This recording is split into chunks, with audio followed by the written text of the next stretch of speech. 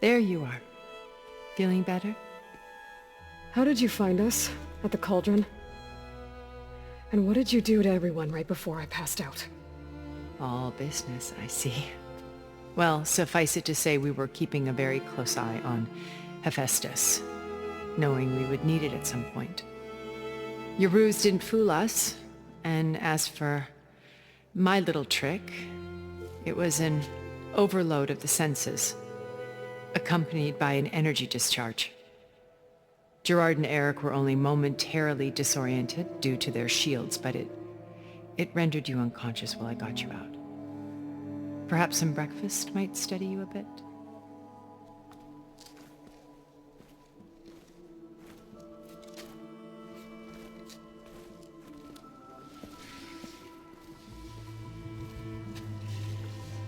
This was your house. The one you recreated for Beta, in the data channel you shared. How perceptive of you. Please, this way. After everything your people have done, you think I'm just gonna sit down and have a chat with you? They're not my people. They never were, and especially not now. You shot off into space with them, and lived with them for 1,000 years before coming back.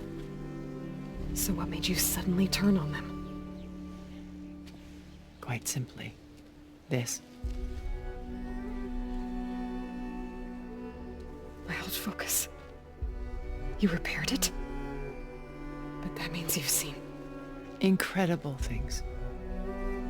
What you've accomplished in 2 decades of life.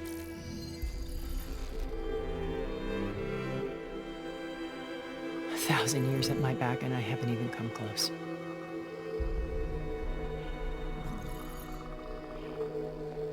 I'm sorry if I invaded your privacy, but I had to. In order to understand. To be enlightened. You truly are Elizabeth's blood. With her drive, her sense of mission,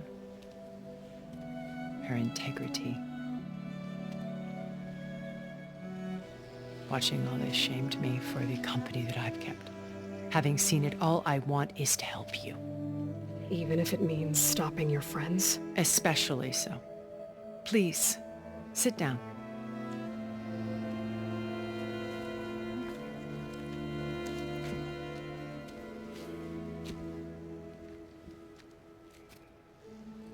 There. That's better. Now, we must recover Beta and Gaia at all costs. By now, you must know that Gerard intends to use Gaia to reboot the Earth's biosphere. Remaking this world to specifications that would only suit us immortals. This process will kill every living thing on the planet. He calls it a clean install. Not if I stop him first. Not if we do. And once he and the others are gone, we can work together to fulfill Elizabeth's dream. I'm sure Beta told you that there's a build of the Apollo database on board our ship. A complete collection of human knowledge. With that and Gaia, we could do everything Elizabeth wanted. Heal the biosphere, educate the people of this world, uplift them. Create the world she imagined. Let's not get ahead of ourselves. From what I've seen, your friends are invincible. I do wish you would stop calling them my friends. And they're not invincible. In fact, a friend of yours has found a way to defeat them. Silence. Oh, he's been a busy bee, building an army powerful enough to crash through Gerard's precious base. Regala and her rebels. Even now she's preparing a final march on the Tenakth capital. When she wins, she'll have the entire tribe under her control. Hundreds of warriors and machines to throw at the base. She's been duped. They'll all perish, of course. But it should be enough to break Gerard's defenses and allow Silence to kill him. Along with all the others. Using the new weapon he's developed. Yes, he's found a way to circumvent our shields. Truly an exceptional man. He's planned for everything. Except you and me. You see, while his army is battering down Gerard's doors, you and I will sneak in through a back way. One that only I know about. While Silence and my friends are busy battling each other, we'll take back Beta and Gaia. I told you I want to help you. I mean it.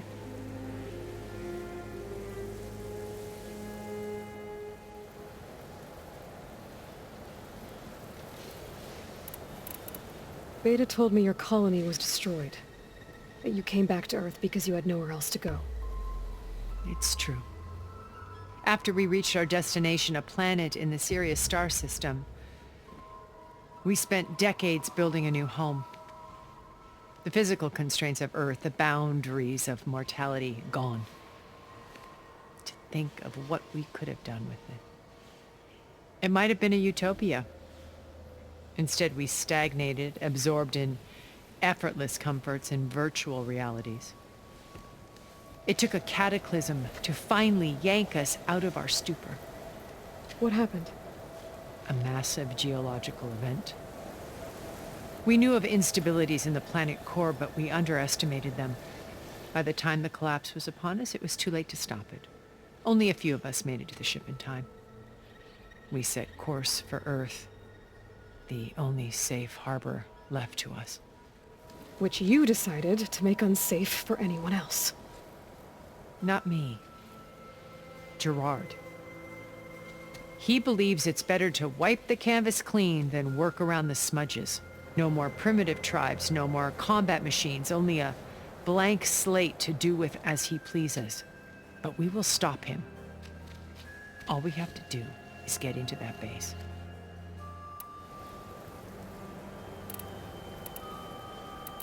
How do you know about Silence's plan? He isn't the only one adept at spyware. You hacked his focus? No, he's too careful for that. But his subordinates? Not so much. He gave additional focuses to the tribals he branded the Sons of Prometheus. The ones working with Regala. By tapping their focuses, I learned about most of his dealings. The distribution of override technology, the arming of Tanakh rebels, and the secret pact with Regala to attack Gerard's base. But how did he come up with a weapon that can take down your shields? That's the one thing I haven't been able to figure out, but however he did it, I'm quite certain it will work. With it and the Tanakh army, victory seems to be within his grasp. Such a shame he'll be disappointed.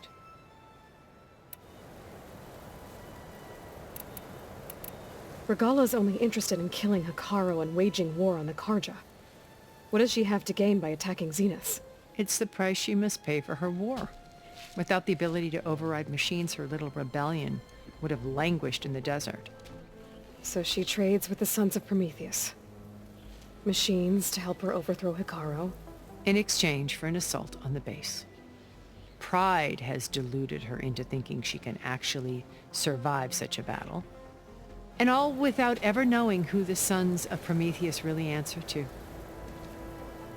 Yet for all of Silence's brilliance, still he underestimates you. That blind spot is what will allow us to take Beta and Gaia right out from under him. While hundreds of Tanakh are cut down outside. What exactly is your plan to sneak into the Zenith base?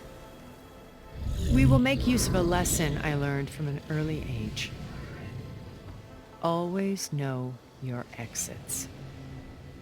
In this case, a place where Gerard's new construction meets the ancient foundation, a passage that only I can access. When Silence flings his army at the base, we will enter through this back door, bypassing most of the fighting. The distraction will provide us with a window in which to rescue Beta and Gaia. Once we're inside the base, where will we find Beta and Gaia? Here in the command center. By then, Gaia will have been reunited with all of its subordinate functions, including Hephaestus. What about the alpha build of Apollo on your ship? A simple matter of recovery once the others have been dealt with. With that in hand, we'll have everything we need to make this world as it should be.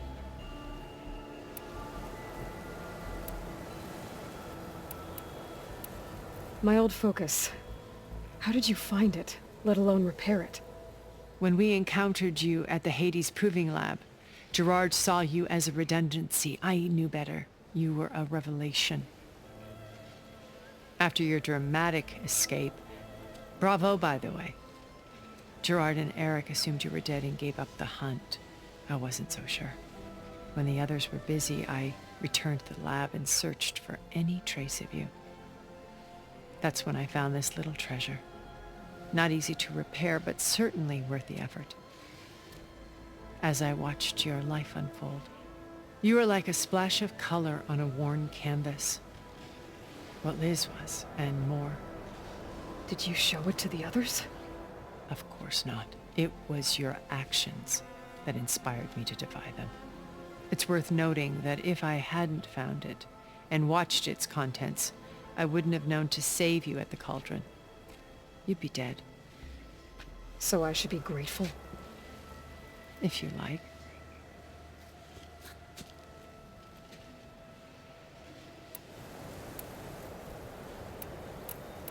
So you know all about me.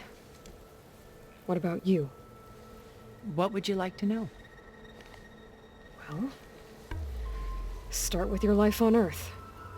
When I was 8, terrorists flooded my home city. Thousands drowned, my parents included. I was one of the few who survived. My guardian sent me to boarding school. Among my peers, I was the strange girl, the orphan to be avoided. All because of circumstances beyond my control. Oh. So we're a lot alike, huh? Aren't we?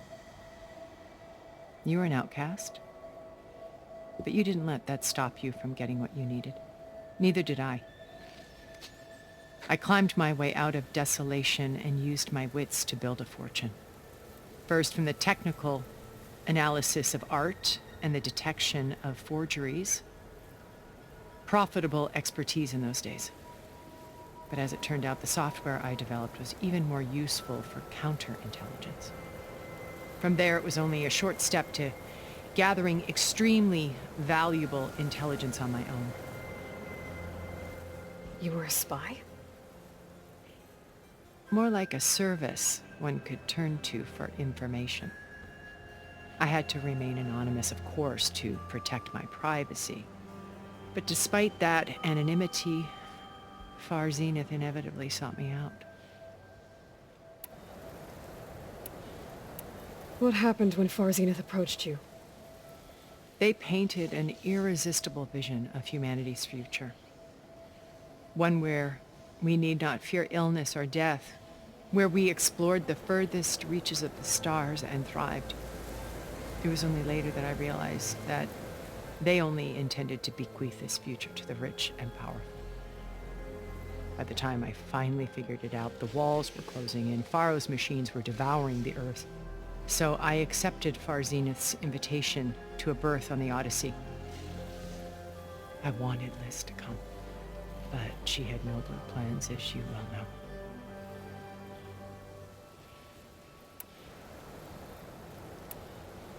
So you didn't know the other Zeniths were monsters until it was too late? I knew some of them were, certainly. It wasn't until we were off-planet that I understood the true scope of their greed. I was grateful to simply be alive, but the others became obsessed with a kind of effortless immortality. They built a colony where machines serviced their every need, where any memory or fantasy could be endlessly savored in virtual reality. It wasn't life. It was stultifying, a pampered dream state. As the decades passed, I withdrew more and more, alone yet again, but this time with eons to consider my mistakes. Now finally, having met you, I feel like I have a second chance. To do what? Help you, of course. To fulfill Liz's dream, which isn't so different from Far Zenith's original vision. A better future for humanity.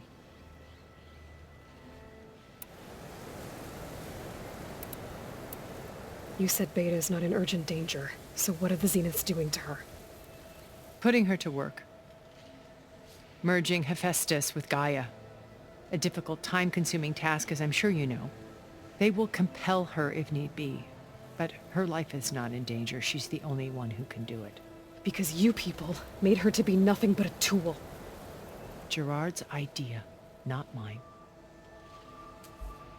They always viewed me with suspicion when I attempted any form of kindness towards her. That's why I created the data channel. A virtual place where we could speak in peace.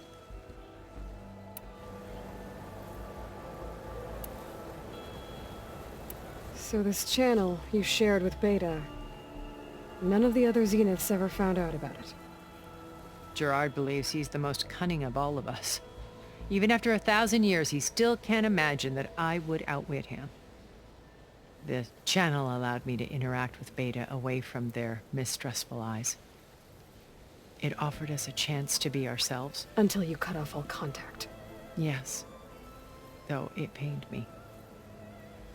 I was worried that our meetings would do her more harm than good. She felt like you tossed her aside. I was afraid the others would find out and punish her. She may not have had the comforts of friendship anymore, but at least I ensured she was safe. I know it seems harsh, but you must believe that her well-being has always been paramount to me. Why did you make the data channel look like this place? I built this house as a shelter to weather any storm. A safe place. Not just for me, but for the art stored below. Cultural artifacts of incalculable value. Truly some of the greatest achievements of human civilization. And you wanted Beta to see them? Yes. Her upbringing was so cold and technical. I thought if she could experience Vermeer and Rembrandt, it would bring something else into her life. A heritage every bit as valuable as the scientific and technical data being drummed into her. I'm sorry I had to cut off contact, but I'll never regret sharing this house with her. She needed its shelter even more than I did. So you knew Elizabeth. What was she like? Liz was everything she was. I see in you. And more. Your ingenuity, your determination, your moral compass. You've managed to distill her greatest qualities and make them your own. I'm not asking about me. Tell me about Elizabeth. What was she really like? The honest answer is that I don't actually know. For all the time that I spent with her, she always kept a part of herself locked away. It was like that from the moment we met. So when you met Elizabeth, she was what? Distant? Aloof? Not aloof. Not exactly. It was a summit in Paris about machine learning, a touchy subject in those days, because regulatory authorities were just starting to clamp down on AIs. Liz gave the keynote address. She had already achieved great renown for her work in automated environmental reclamation. But in her address, she was just starting to imagine the next step. An AI-driven system that wouldn't just act on its programming, but actually take responsibility for its sphere of influence. To care about life. Not just follow orders. Revolutionary stuff. I was fascinated. And I wanted to meet her for a long time. I watched her after her talk. She had spoken with such moral authority, such empathy. But after that, she retreated. I could tell she felt uncomfortable with all of her admirers. It was as if giving the talk had cost her something. I didn't want to be a pest, so I planned my approach carefully. So how did you finally approach Elizabeth after her talk? I picked the right moment. The morning of the next day, right as she came back to the conference, she had just had her coffee. She was fresh, rested. It was like she had braced herself for the onslaught of colleagues. I asked if I could walk with her, then put forth a question about her talk that I thought was intelligent. Her answer made me realize it wasn't, but she was very welcoming, almost as if we were previously acquainted. It was only halfway through the conversation that I realized she knew exactly who I was. It was quite a shock to me. My business was trafficking in secrets, and I took great pains to protect my anonymity. So that was Liz, perpetually one step ahead. I came to view our meeting as a metaphor for our friendship. She always seemed to know me far better than I knew her. I guess I know the feeling.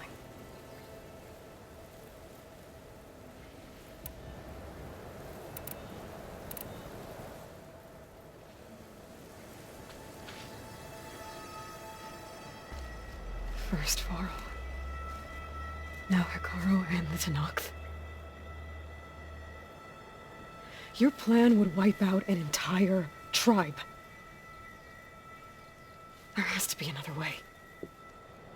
We are in an admittedly desperate situation, but I assure you there isn't. Remember Zero Dawn. Elizabeth's sacrifice. Sometimes many have to die for a new world to grow. If it looks impossible, look deeper. Wait. The data channel. It still exists, doesn't it? I need you to open it. Let me talk to Beta. Impossible. We might be detected. It's worth the risk. There is another way, one where the Tenakth survive. But we won't. If the others... If you want to help, open it.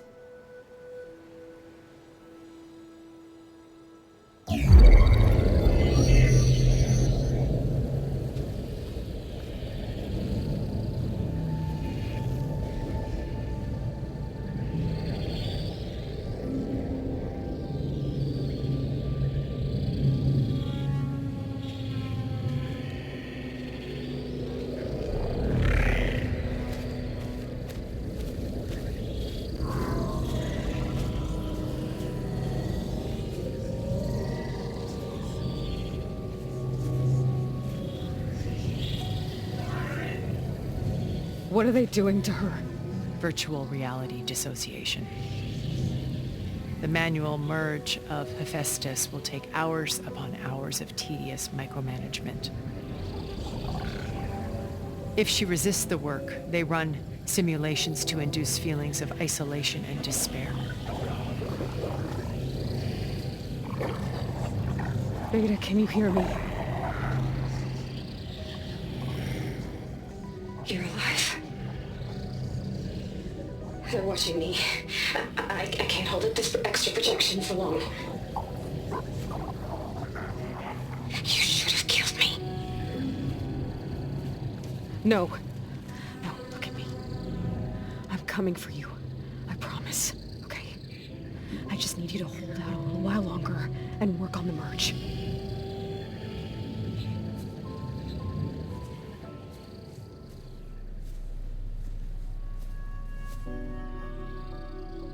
Then I think it can be done. I'll contact again when it's time. Can you hold on? As long as I know you're coming for me, I can endure anything.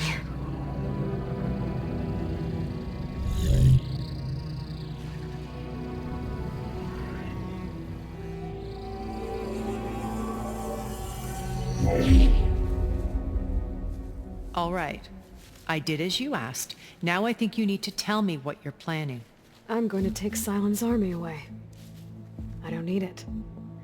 Only the weapon he made to penetrate your shields.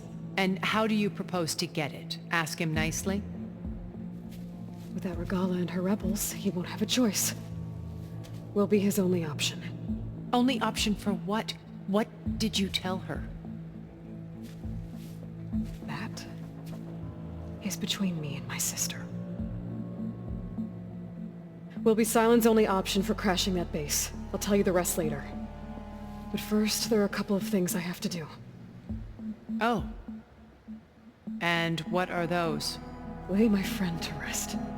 And then I'm going to use the override that Beta gave me at Gemini to put an end to Regala's rebellion. From the air. Wait. Since you insist on doing things your way, I know of something that will truly help you make a grand entrance with the Tenakth. The ancient Horus Titans still possess electromagnetic energy cells as part of their arsenal. Drop one of those on Regala's army and they'll receive quite a surprise.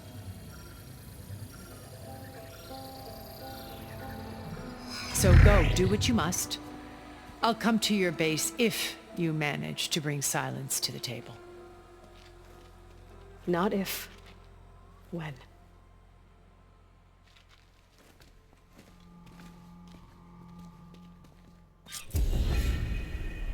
Erend,